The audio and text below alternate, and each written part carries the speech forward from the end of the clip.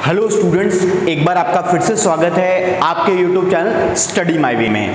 जैसा कि दोस्तों आप सब जानते हो कि जो भी राजस्थान स्टेट इलेक्ट्रिसिटी बोर्ड का जो जेई का भी और एई का जो एग्ज़ाम आया हुआ है, जो वैकेंसीज आई हुई है, आई होप आप लोगों की प्रिपरेशन बहुत ही अच्छी चल रही होगी। और अगर नहीं चल रही है तो आप उसे अच्छा कीजिए, क्योंकि ऐसे मौके बार बार नहीं आते हैं। तो हम बात कर रहे थे कि राजस्थान जो जेई के जो सब्जेक्ट्स के अंदर बात करें, power system is one of the important subject. तो हम क्या कर रहे हैं, कुछ टॉपिक जो इसके बहुत ही इंपॉर्टेंट टॉपिक्स हैं और अलग सब्जेक्ट अदर सब्जेक्ट्स के भी हम क्या कर रहे हैं, शॉर्ट नोट्स आपको प्रोवाइड कर रहे हैं। तो आई होप आपको चीजें समझ में आ रही होंगी। वो सारे वीडियोज आप प्लेलिस्ट में जाके देख सकते हैं और वहां से फ्री ऑफ कॉस्ट सीख सकते हैं। तो हम बात कर रहे थे पावर सिस्टम के अंदर ही चलते हैं। आज हम जो टॉपिक पढ़ने वाले हैं that is economics of power generation. बात करें इलेक्ट्रिकल इंजीनियरिंग स्टूडेंट्स की, तो सभी ने एक सब्जेक्ट अपन पढ़ते हैं usually 4th to 5th same में, जनरेशन ऑफ इलेक्ट्रिकल पावर। जब बात की जाए जेईएन की, अब मैं बात किसी Rajasthan JEN, UP JEN, Bihar JEN, SSC JEN, किसी जेईएन की बात नहीं कर रहा हूं। मैं बात कर रहा हूं जेई का एग्जाम जो ऑल ओवर द इंडिया कोई भी ऑर्गेनाइजिंग एजेंसी हो सकती है। तो वहां पे जो एक ऐसा टॉपिक है जिसका क्वेश्चन आना ही आना कंफर्म है, that is from economics of power generation. आप एक भी ऐसा मेरे को पेपर बता दीजिएगा, एईएन, जेईएन, इवन आईएएस का भी, कि इस टॉपिक से क्वेश्चन उस साल ना पूछा गया, तो वो है दोस्तों आपका economics of power generation. Although it is a very simple topic, लेकिन बहुत सारे स्टूडेंट्स को इसमें डाउट रहता है। तो हम वैसे ही वीडियोज बनाते हैं जो आपके लिए इंस्टेंट और आपके आगे के लिए हेल्पफुल हो सके। तो अपन इससे रिलेटेड जो भी एक क्वेश्चन आपके एग्जाम में आ सकता है, चाहे आप जेई का दो, एसएससी जेई दो, आईएएस दो, गेट दो, कुछ भी दो, इससे रिलेटेड जो भी क्वेश्चन आपके बन सकते हैं हम उनको कवर कर लेंगे और आपको आगे कभी भी दिक्कत इसमें नहीं होगी। तो चलते हैं अपने टॉपिक की तरफ। The topic is economics of power generation. जब भी हम बात करते हैं जनरेशन की, तो जनरेशन के अंदर हम क्या करते हैं, इकोनॉमिक्स का मतलब होता है which is related to the money. जब भी बात होती है पैसों की, कि भाई उसकी कॉस्ट को कम कैसे किया जाए, जो ओवरऑल प्लांट है, हम क्या चाहते हैं अल्टीमेटली। जब बात होती है इंडिया की, तो इंडिया के अंदर इकोनॉमी फाइनेंस की एक one of the biggest problem रहती है यूजुअली। तो हम क्या करते हैं, जो भी हम चीज को एम्प्लॉय करेंगे उसको हम क्या करेंगे, इकोनॉमी को हमेशा कंसर्न करके ही हम चीजों को डिजाइन करेंगे। एज ए इंजीनियर हमको ये चीजें सिखाई भी जाती है। अब बात करते हैं कि जनरेशन के अंदर क्या होता है, कि ये जो कुछ टॉपिक्स होते हैं, कुछ फैक्टर्स होते हैं जिसपे जो जनरेशन है, जो कॉस्ट है, वो क्या करती है, डिपेंड करती है। तो उनके बारे में एक एक चीजों के बारे में हम डिस्कशन करते हैं। अब देखिए, the first one is demand factor. तो आप इसको साथ के साथ मेरे साथ लिख सकते हैं या फिर एक साथ लिख सकते हैं, पहले समझ लीजिए।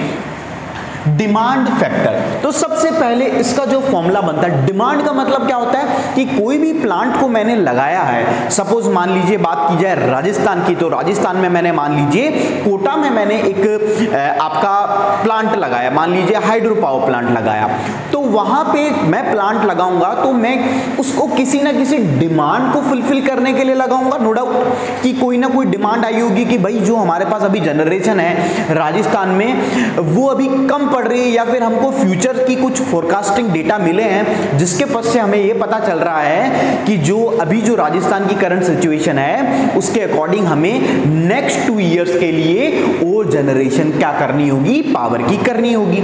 तो अब इसके लिए क्या करना होगा, आपको डिमांड पता होने, तो उसी से रिलेटेड एक फैक्टर आता है, उसे हम बोलते हैं डिमांड फैक्टर। तो सबसे पहले इसके फॉर्मूले की मैं बात करूं, सपोज मान लीजिए यहां पे अपन ने माना कि भाई किसी पावर प्लांट का जो मैक्सिमम डिमांड है वो कितना है। सपोज मैं मानूं किसी प्लांट का मैक्सिमम डिमांड है 100 मेगावाट, और अगर 100 मेगावाट उसका मैक्सिमम डिमांड है किसी एक लोड के लिए, लेकिन क्या सिर्फ एक ही लोड कनेक्ट तो होता नहीं है, number of loads are connected. So we can say suppose उसका कनेक्टेड लोड है 120 मेगावाट। तो इस केस में जो वैल्यू आपकी आएगी किससे लेस देन आएगी, 1 से लेस देन आएगी। तो यही बात है इसकी इंपॉर्टेंट कि डिमांड फैक्टर की जो वैल्यू है हमेशा किससे कम होगी, it is the less than 1। तो पहली चीज आपको ये समझ में आई कि भाई डिमांड फैक्टर का फॉर्मूला क्या है और इसकी वैल्यू 1 से कम क्यों है। ओके, आगे देखिए इंपॉर्टेंट फैक्टर है कि डिमांड फैक्टर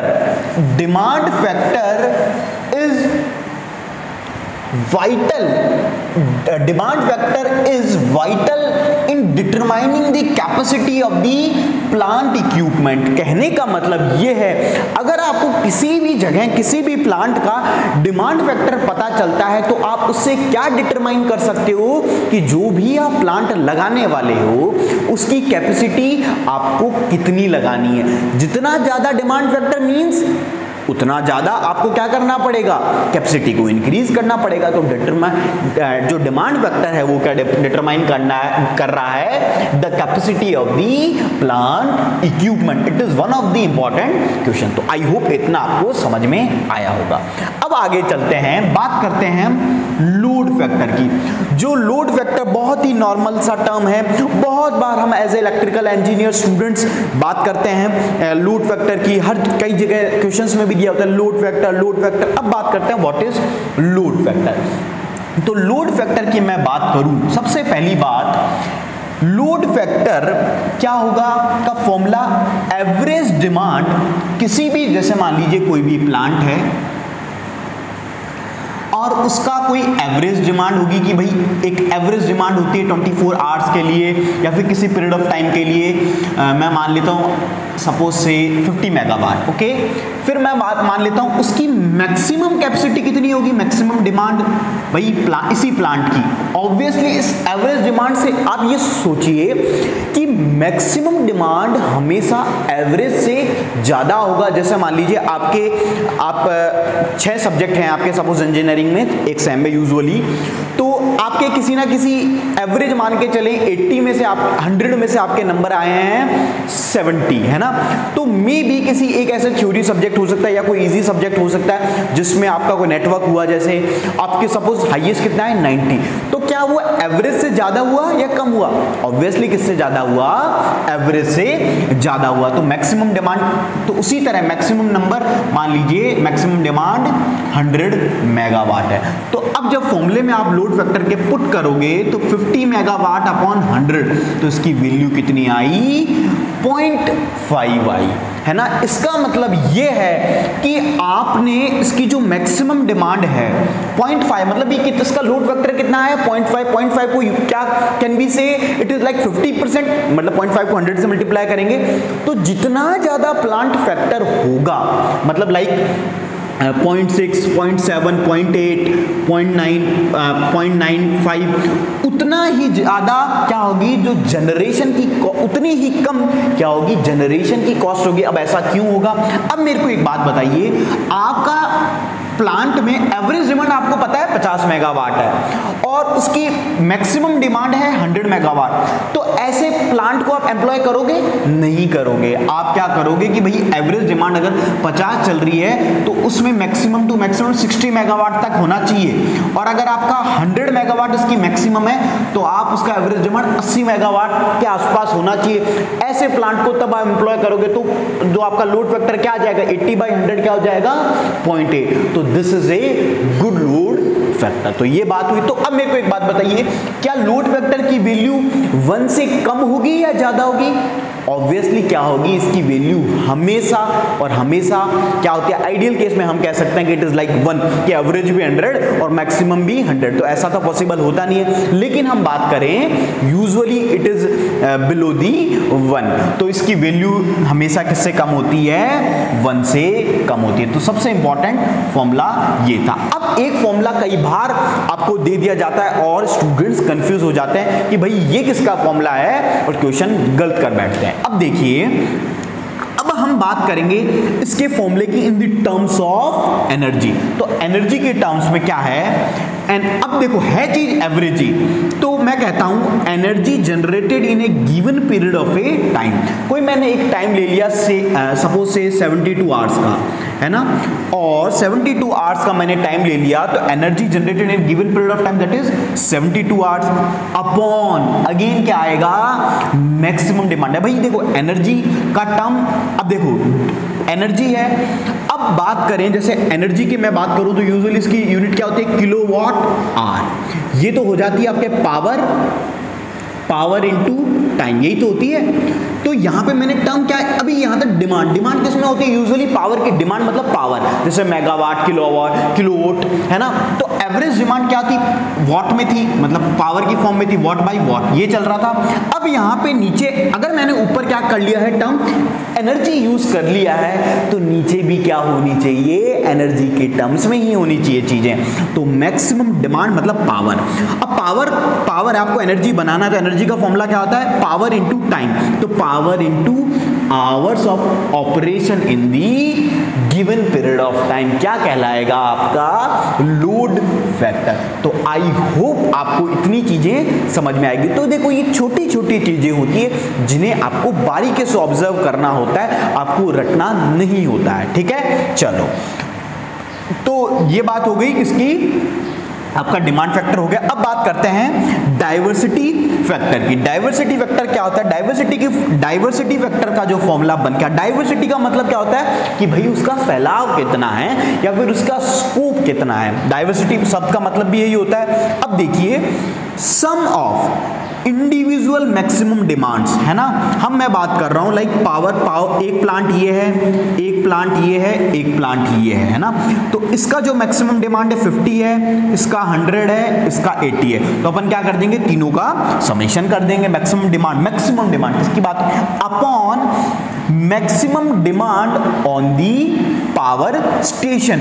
अब बात करेंगे अपॉन इस पूरे पावर स्टेशन पे क्या है, मैक्सिमम डिमांड कितना है। तो मेरे को एक बात बताइए, मैं तीनों का सपोज समेशन करता हूं, 50 सपोज जो मैंने एग्जांपल लिया है, 100 प्लस 80 150 प्लस तो कितना आ गया, 230 आया, 150 प्लस 230।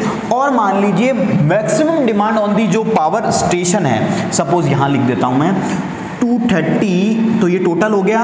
और मैक्सिमम जो स्टेशन पे मान लीजिए कितना है, पावर स्टेशन पे 50, इसमें तीनों में से मैक्सिमम कौन सा है, 100, तो इसकी वैल्यू कितनी आ गई, 2.3। तो इसकी मेरे को बात बताइए, वैल्यू 1 से कम आई या ज्यादा आई, always it is greater than 1। तो ये बात होती है डाइवर्सिटी की, भाई वो कितना डाइवर्सिफाइड है, ठीक है। तो ये समझ में आया। आयु तो पहली चीज, अभी तक अपन ने किस की वैल्यू पढ़ी, डाइवर्सिटी फैक्टर की वैल्यू लेस देन 1, इसकी भी लेस देन 1। लेकिन यहां पे जो इंपॉर्टेंट बात ये है, ये आपको ध्यान रखना है, ये क्वेश्चंस पूछे जाते हैं, छोटे छोटे क्वेश्चन है लेकिन, तो it's value is always greater than 1, ठीक है। चलो अब देखिए diversity factor, the knowledge of diversity factor, DF means diversity factor is vital in determining the capacity of plant equipment. किसके बारे में ये आपको डिटरमाइन करके देगा, किसके बारे में आपको ये जानकारी देगा कि जो आपने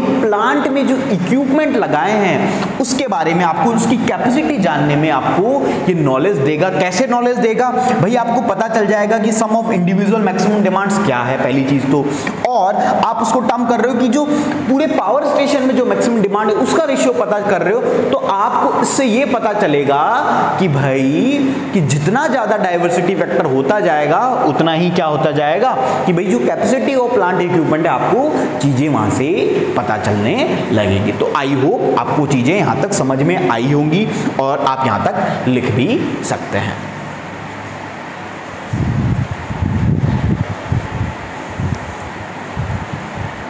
तो अब आगे चलते हैं। तो आई होप आपने पहले का लिख लिया होगा, और जब भी आप लिखो तो आप वीडियो को पॉज करके लिख लिया करो आराम से। अब आगे चलते हैं अपन बाकी के फैक्टर्स पे। अब देखिए तो हमने ये 3 टॉपिक पढ़े, आई होप आपको चीजें समझ में आ रही होंगी। अब 4th फैक्टर के अपन तरफ चलते हैं, दैट इज कोइंसिडेंस फैक्टर। तो अब बात करें व्हाट इज कोइंसिडेंस फैक्टर, तो सिंपली बात करें coincidence factor is the inverse of diversity factor. जो भी डाइवर्सिटी फैक्टर है उसका एग्जैक्टली क्या हो जाएगा, आपका उल्टा हो जाएगा। तो डाइवर्सिटी फैक्टर क्या था आपका, सम ऑफ इंडिविजुअल मैक्सिमम डिमांड्स, तो वो ऊपर वो नीचे आ जाएगा, और जो maximum demand of the power station है वो ऊपर आ जाएगा। तो अब मेरे को बात बताइए, जो चीज पहले ग्रेटर देन 1 आ रही थी, क्या अब वो कितनी हो जाएगी इसकी वैल्यू, इसकी वैल्यू किससे हो जाएगी, लेस देन 1 हो जाएगी। ऑब्वियस सी बात है। सपोज मान लीजिए पहले इसकी वैल्यू 2 थी DF की, डाइवर्सिटी फैक्टर की, अब क्या हो जाएगी 1/2, कितनी हो गई 0.5। ठीक है, तो ये बात हुई कोइंसिडेंस फैक्टर की। अब अपन एक इंपॉर्टेंट फैक्टर के बारे में जानने वाले हैं, दैट इज कैपेसिटी फैक्टर, या फिर इसको समटाइम्स वी से प्लांट फैक्टर। तो सबसे पहले बात करें व्हाट इज कैपेसिटी फैक्टर। तो कैपेसिटी फैक्टर की जब भी बात होती है तो कैपेसिटी का मतलब क्या होता है, कोई भी आपने पावर प्लांट को जब भी डिजाइन किया है, जब भी उसको इंस्टॉल किया है, एम्प्लॉय किया है, तो हम क्या देखते हैं कि उसका एनुअली मतलब ईयर में उसका एवरेज लोड कितना है। तो average annual load upon plant की एक रेटेड कैपेसिटी होती है। सपोज एक तो होती है मैक्सिमम और एक होता है रेटिंग, है ना, रेटेड, और ये हमेशा डिफर करती है। तो रेटेड क्या करते हैं अपन, मैक्सिमम से यूजुअली कम रखते हैं। सपोज इसकी मैक्सिमम डिमांड 100 है, तो इसकी रेटेड कैपेसिटी होगी लाइक 95 मेगावाट। तो ये बात हुई अपनी।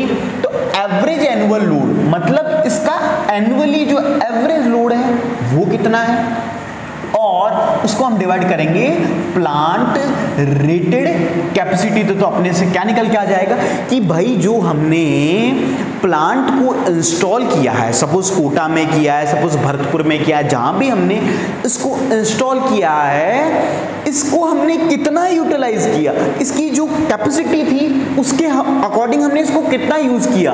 मतलब जितना ज्यादा वैल्यू, मतलब इसकी जितनी ज्यादा वैल्यू, इट मींस हमने उसको प्रॉपर, भाई जो भी मैंने मनी लगाई, जो भी मैंने इक्विपमेंट्स लगाए, उस पर डेप्रिसिएशन लग रहा है, उस पर अदर फैक्टर्स का इन्फ्लुएंस आ रहा है, तो मैंने जो भी पैसा खर्च किया या जो भी प्लांट लगाया, जो भी मैंने इक्विपमेंट लगाए, मैंने उसको कितना इफिशिएंटली यूज किया, उसको हम एक तरीके से क्या बोलते हैं, कैपेसिटी फैक्टर। और उसकी कैपेसिटी के अकॉर्डिंग, भाई कितनी कैपेसिटी थी और हमने उसको कितना यूज किया।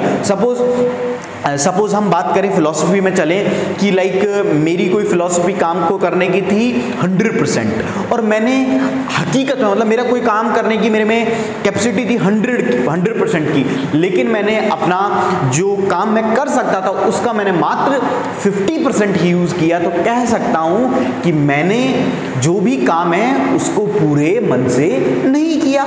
सिंपल सी बात है। तो वो क्या आ जाता है कि भाई मेरी जो कैपेसिटी थी उसके अकॉर्डिंग आई डिडंट वर्क, तो मैंने उसके हिसाब से काम नहीं किया। तो ये बात हुई कैपेसिटी फैक्टर और प्लांट फैक्टर की। तो एक फॉर्मूला तो सबसे इंपॉर्टेंट ये होता है। अब मैं क्या चाहूं तो मैं इसको एनर्जी की टर्म्स में निकाल सकता हूं। अभी मैंने आपको बताया था एनर्जी की टर्म्स में कैसे निकालते हैं। अब देखिए, तो यहां पे क्या बात हो रही है, एनुअली।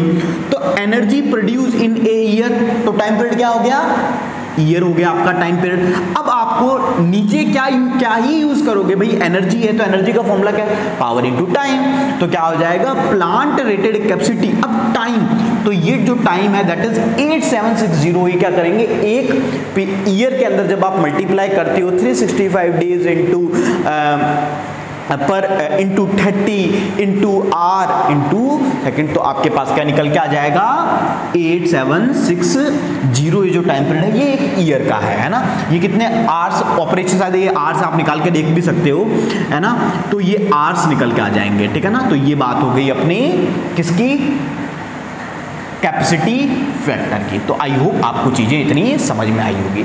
अब देखिए, अब एक इंपॉर्टेंट कॉन्सेप्ट आता है रिजर्व कैपेसिटी फैक्टर। क्या आता है, रिजर्व कैपेसिटी फैक्टर। तो रिजर्व का मतलब क्या होता है कि हमेशा हम क्या करते हैं, एक फैक्टर ऑफ सेफ्टी लेके चलते हैं कि भाई मान लो मेरे को कोई चीज बनानी है तो उसकी रेटिंग मैंने सपोज वोल्टेज में बात करूं, लाइक मेरे को यूजुअली उस पर काम कराना है 110 वोल्ट पे, तो क्या मैं एग्जैक्टली 110 वोल्ट ही उसकी रेटिंग? नहीं, हमेशा क्या लूंगा, लाइक 150 वोल्ट, 180 वोल्ट, 190 वोल्ट। तो हमेशा क्या होता है, एक रिजर्व रहता है, फैक्टर ऑफ सेफ्टी होता है। कोई भी आप ब्रांच में पढ़ते हो, चाहे आप सिविल इंजीनियरिंग पढ़ते हो, चाहे आप इलेक्ट्रिकल इंजीनियरिंग पढ़ते हो, हर जगह एक फैक्टर ऑफ सेफ्टी आता ही आता है। अब देखिए बात करें रिजर्व कैपेसिटी की, तो रिजर्व कैपेसिटी क्या होगा, प्लांट कैपेसिटी।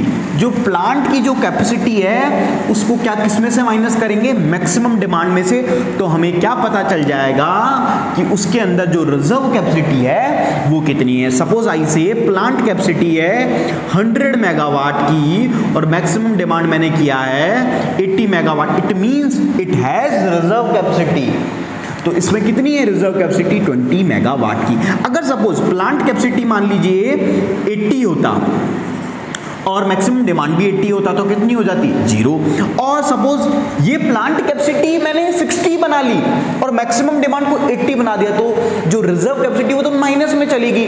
जैसे ही सपोज वो गलती से मैक्सिमम डिमांड पे आपका जो लोड गया, भाई मैक्सिमम डिमांड का मतलब ये नहीं होता कि वो हमेशा उसी पे चलता है, कभी कभार दिन में साल में कुछ महीनों के लिए, कुछ टाइम के लिए उस पर जाता है, तो अब क्या हो गया, लैक ऑफ टू, वहां पे जो फॉल्ट अकरेंस के चांसेस ज्यादा हो गए, आपका कोलैटरल डैमेज होने की पॉसिबिलिटी बहुत बढ़ गई है। ठीक है ना, तो ये बात हुई आपके कैपेसिटी फैक्टर की। तो अब देखिए बात करें कैपेसिटी फैक्टर का, एक फॉर्मूला हम और भी बना सकते हैं। तो कैपेसिटी का फॉर्मूला आपने देखा, average annual load upon plant rate. तो क्या मैं इस तरह से लिख सकता हूं, maximum demand upon rated capacity. तो मैक्स लोड फैक्टर का फॉर्मूला क्या होता है, average annual load upon maximum demand. तो मैक्सिमम डिमांड से आपका मैक्सिमम डिमांड कट जाएगा, तो आपका फॉर्मूला क्या बन के आ जाएगा, average annual load upon rated capacity, या I can say plant rated capacity. तो ये बात हुई आपके कैपेसिटी फैक्टर की। तो आई होप आपको कैपेसिटी फैक्टर अच्छे से समझ में आया होगा। चलो, तो अब देखो कोई भी फॉर्मूला आता है, कोई भी चीजें आती है, आपको इसी तरह से पढ़ना है, एक एक चीजों को सिंप्लीफाई करके। हमें कभी भी कोई चीजों को कॉम्प्लिकेट नहीं करना है। ठीक है, अब देखिए हम बात करते हैं प्लांट यूज फैक्टर। नाम से पता चल रहा है कि प्लांट को मैंने कितना यूज किया, भाई जो भी मैंने प्लांट इंस्टॉल किया उसको मैंने कितना यूज किया। तो देखते हैं भाई क्या है। अब देखिए इसका फॉर्मूला क्या है, टोटल किलोवाट आवर जनरेटेड, मतलब यहां पे पावर की बात हो रही है या एनर्जी की बात हो रही है। किलोवाट आवर किसकी यूनिट होती है, एनर्जी की यूनिट होती है। तो मैं बात कर रहा हूं कि मैंने कोई फिक्स पीरियड के लिए कितनी किलोवाट मतलब एनर्जी को जनरेट किया, कितनी इलेक्ट्रिसिटी यूनिट्स को मैंने जनरेट किया, upon rated capacity of plant. सबसे पहली बात हो रही है, अब जब एनर्जी है, देखो यहाँ पे कभी भी किसी में कोई यूनिट नहीं जनरेट, ऐसा नहीं हो रहा है कि कहीं पे पावर कहीं यूनिट आ रही है, मेगावाट यूनिट नहीं आ रही, क्योंकि जितने भी ये फैक्टर्स हैं ये सब यूनिटलेस क्वांटिटीज है। ऊपर जो टर्म है वो नीचे वाले टर्म को कैंसिल आउट कर रही है उनकी यूनिट्स। तो उसी तरह यहाँ पे भी अपन कैंसिल ही करेंगे। तो रेटेड कैपेसिटी ऑफ प्लांट कि भाई मेरी जो रेटेड कैपेसिटी है, जो जिसपे रेटिंग है, into number of operation of hour, मैंने कितने घंटे उसको काम करवाया। तो टोटल जितनी जनरेट की अपॉन कितना घंटा काम कराया, तो उससे हमको क्या निकल के आ गया, प्लांट यूज फैक्टर। तो हमने कितना प्लांट को यूज किया वो हमको किससे पता चल गया, प्लांट यूज फैक्टर। तो यहाँ पे टर्म हमने पावर यूज करी है, एनर्जी यूज की, we have use the energy term. ठीक है ना, तो ये यहाँ पे बात हो गई आपके प्लांट यूज फैक्टर की। तो आगे चलते हैं। तो आई होप आपने यहाँ तक लिख लिया होगा, है ना, और नहीं लिखा है तो आप वीडियो को पॉज करके लिख भी सकते हैं। अब देखिए हम बात करते हैं यूटिलाइजेशन फैक्टर की। It is one of the important term, again I am saying, बहुत बार ये क्वेश्चन पूछा जाता है। देखो सारे ही इंपॉर्टेंट है नो डाउट, लेकिन ये थोड़ा सा ज्यादा पूछे। एक फ्रीक्वेंसी होती है लोड फैक्टर की, जैसे फ्रीक्वेंसी ज्यादा है, कैपेसिटी फैक्टर की ज्यादा है, डाइवर्सिटी फैक्टर की ज्यादा है, यूटिलाइजेशन फैक्टर की भी ज्यादा है। तो अब देखिए यूटिलाइजेशन फैक्टर की मैं बात करूं, यूटिलाइजेशन फैक्टर का मतलब होता है कि भाई जो भी चीज सपोज यूटिलाइज करना, कितना मैंने उसको प्रॉपर्ली यूटिलाइज किया, वो हमें किससे पता चलेगा, by the help of utilization factor. तो सबसे पहले इसका फॉर्मूला की बात करते हैं कि कोई भी पावर स्टेशन था उसमें मैक्सिमम डिमांड कितना था, upon rated capacity of the power station. मान लीजिए मैक्सिमम डिमांड था मेरा 100 मेगावाट और उसकी जो रेटिंग मैंने यूजुअली रखी, लाइक मैंने उसकी रेटिंग को रखा 90 या फिर ज़्यादा भी रख सकते हो आप। तो यहाँ पे मैंने इसको कितना यूज़ किया, मैंने इसको अबव 1 यूज़ किया। लेकिन मान लीजिए मैंने इसकी मैक्सिमम डिमांड इसका रखा 80 और मैंने रेटिंग कितनी रखी 90 की भी रेटिंग, तो मैंने इसको कितना यूज़ किया, लेस देन 1। तो ये क्या डिफाइन करेगा हमें, यूटिलाइजेशन फैक्टर। तो यूटिलाइजेशन फैक्टर का जो फॉर्मूला है वो आपके लिए क्या बना, maximum demand on the power station upon rated capacity of the power station. तो आपको आई होप, अब एक नोट करके पॉइंट देखिए, क्या मैं एक फॉर्मूला और बना सकता हूं प्लांट कैपेसिटी फैक्टर का। Plant capacity factor means average annual load upon the plant rated capacity, है ना। तो अब देखिए लोड फैक्टर का फॉर्मूला क्या होता है, average annual load upon maximum demand into utilization का फॉर्मूला मैक्सिमम डिमांड अपॉन किसकी बात हो रही है, रेटेड कैपेसिटी की। तो भाई मैक्सिमम से मैक्सिमम गया तो फॉर्मूला क्या बन के आ गया, average annual load upon rated capacity, जो कि फॉर्मूला था कैपेसिटी फैक्टर का। तो प्लांट कैपेसिटी फैक्टर का एक फॉर्मूला, अगर आपको लोड फैक्टर पता है और आपको यूटिलाइजेशन फैक्टर पता है तो simply you can multiply them and you can get the plant capacity factor. तो ये बात हुई दोस्तों स्टूडेंट्स, आई होप किसकी, इकोनॉमिक्स ऑफ पावर जनरेशन की। तो आई होप आपको चीजें समझ में आई होंगी, चीजों को आप विजुलाइज कर पा रहे होंगे, इमेजिन कर पा रहे होंगे फिजिकली भी। और अगर आपको वीडियो अच्छा लगता है तो वीडियो को आप लाइक कर सकते हैं और आपके जितने भी स्टूडेंट्स हैं, आपके जितने भी फ्रेंड्स हैं, उनको ये वीडियो फॉरवर्ड कर सकते हैं ताकि वो भी एक अच्छी एजुकेशन को फ्री ऑफ कॉस्ट प्राप्त कर सकें। तो आई होप आपको चीज़ें समझ में आएगी। तो इसी तरह अपन आगे भी कुछ वीडियोज़ लाते रहेंगे, आगे से आगे, है ना। पावर सिस्टम को जरूरी नहीं है, पावर सिस्टम अपन नेटवर्क थ्योरी के, कंट्रोल सिस्टम के, अदर जो भी सब्जेक्ट्स आपके लिए यूजफुल होंगे मैं उनके कुछ वीडियोज़ बनाता रहूँगा, शॉर्ट नोट्स के भी वीडियोज़ में डालूंगा। और ऑलरेडी काफी सारे वीडियोस टेक्निकल नॉन टेक्निकल के भी आपको प्लेलिस्ट में जाके मिल जाएंगे, तो वहां से भी आप अपनी प्रिपरेशन को कर सकते हैं। तो thank you for watching our video.